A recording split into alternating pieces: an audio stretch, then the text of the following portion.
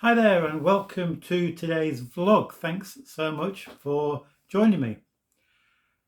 The day I'm recording this is on the 8th of January, and today is a special day in our family because our eldest grandchild, Max, is 9 years old today.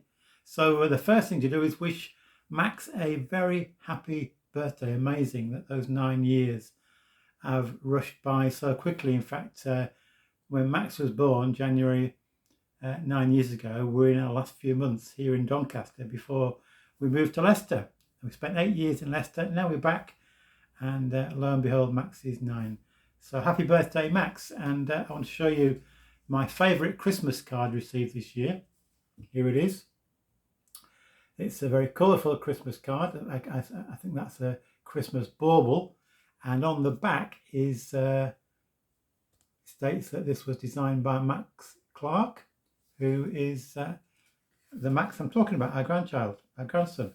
So well done, Max. I really love that Christmas card. In fact, well, let me just say that I appreciate feedback on my vlogs, and thank you to Susan, who I've been talking the last two vlogs about the image and whether it's sometimes back to front. So what I've realised, Susan said the last one I did, last vlog, the image showed fine. It wasn't back to front, which was the previous one. So what I realise now is that the image I'm seeing as I'm recording this is back to front. So if I show you that appears to me to be back to front.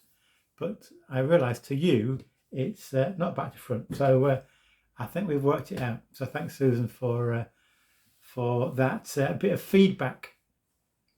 Now, if you remember, I talked last time about a book that I'd been reading about a Canadian missionary to China, Jonathan Goforth, who with his wife spent many, many years in China and did a wonderful work. Such an inspiring story of what God did through that couple and through others. But I mentioned also that not long, or after a while, he'd been in China, and Jonathan Goforth had a real struggle in mastering the Chinese language in the area of China where he was. And he was almost, although he had a burning sense of God's call for him to be in China and a real love for the people, despite the setbacks they had, he really struggled with this language barrier. And he was almost at the point where he said, look, if I'm not going to be able to really communicate the gospel in the language of the people, I might as well just give up. I'm going to be a failure. And he went out to preach, and lo and behold, a miracle had happened, that he was able to preach in a way that the people understood, and they really yearned for more of his teaching and his preaching. And he discovered later that just at that time that miracle happened, back home in Canada, a group were praying specifically for him. And for Goforth, that was a real answer to prayer.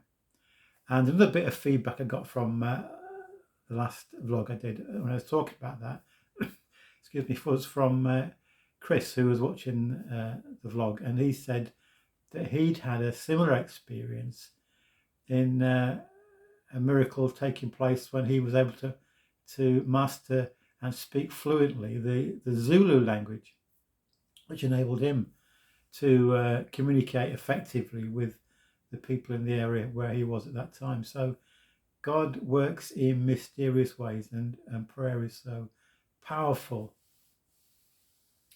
I want to go back now to talk about the effect of having grandchildren. Apart from your world becoming more noisy, it's a wonderful blessing. And I remember when I first got to hold Max in my arms, and the later Beth and the other children, I realised something that is of deep significance, and that is I had a love for these very young lives, my grandchildren, who were held in my arms. But that love wasn't based on anything they had done for me. They were there maybe only days old or even hours old, and I felt such love for these young lives. And it's almost as if God said to me, that is the love that I have for you and for all people. So we get this mistaken idea that God will love us if we behave ourselves, if we do certain things, if we maybe attend church or read our Bibles or pray, that we have to almost earn God's love. And that if we stray from the path, then God's love for us will decrease. But the Bible actually makes it abundantly clear that God's love for us is not based on our behavior, our background, our upbringing, or anything like that. It can never be earned. So when I held my grandchildren in my arms and felt love for them, it wasn't because they'd been nice to me.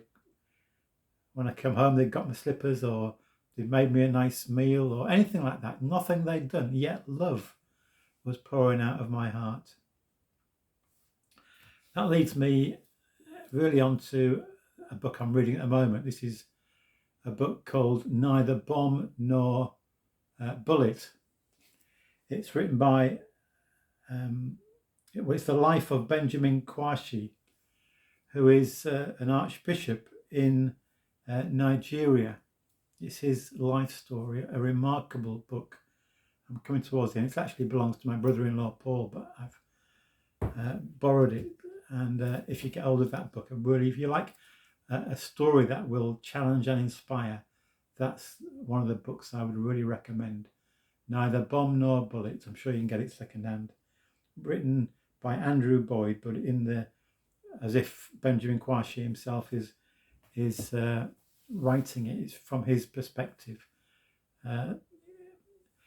And the point I want to make out of that is that he was brought up in a Christian environment. He had experience of church, but it was a church that for him was dull, lifeless. I'm reminded of a verse in one of Paul's letters where he talks about those who have a form of godliness but deny its power. So the church that Benjamin experienced went through all the ritual and everything else. It had the form of godliness, but he felt as a young person growing up in that church, it was nothing to offer. There was no challenge, no life, no vitality. And so he went off the rails. He kind of rebelled against that. He got into all sorts of things. He wasn't really a nice person. He was very self-centered. And it wasn't until he joined the army, the Nigerian army, that a Christian there had an influence on him and invited him to discover more about what the true gospel really is. But Benjamin Kwashi felt,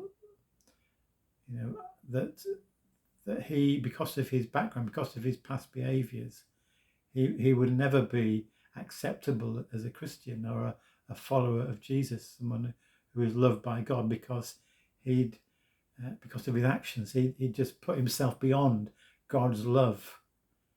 And it wasn't until he came to realise that God's love for him was not based on his behaviour, but God loved him so much. And he came into a personal relationship with Jesus. And though he faced much opposition in later years and much suffering, he and his family, his faith is vibrant, and he had real powerful influence on Christian life, and he had a passion to reach out to those beyond the church walls, and some of those within the church didn't really like that, but that was what way he felt God was calling him. And it's such an inspiring story. But Benjamin Kwashi came to realize that God loved him irrespective of his past, his behavior, his background, or anything like that. And when he embraced God's love, he felt God's love flowing through him to those who didn't yet know God's love, and a passion for evangelism, for justice, for caring for those who are downtrodden. There's a verse in Romans 5:8 which says, this is how we know, or it's to paraphrase, this is how we know what God's love is. It was while we were still sinners that Christ died for us. Jesus died on the cross for us, for every human being. Though we are sinful people, though we've done so much that we might regret God didn't want us to do, yet his love is, as the hymn says, new every morning. So, whatever situation you're in as you're watching this, know that God loves you with an eternal love, and God loves you with a love that he longs that you might know in its fullest extent. That has it. His love fills you so it may flow out to others. So God bless you. Thank you so much for listening today.